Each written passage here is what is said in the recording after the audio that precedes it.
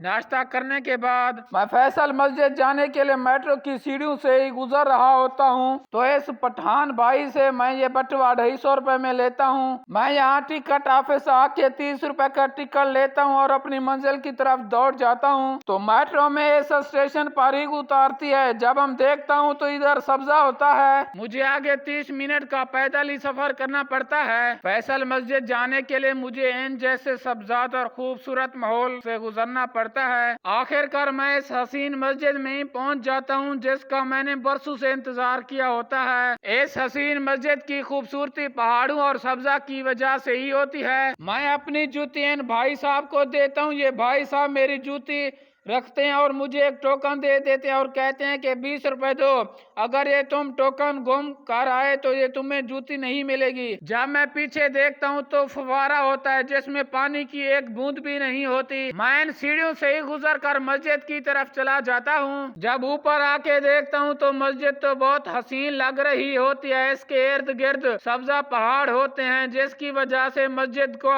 हसीन मंजर बना रहे होते हैं। दोस्तों, अगर मेरी वीडियो अच्छी लगे तो अकाउंट को फॉलो कर दीजिए।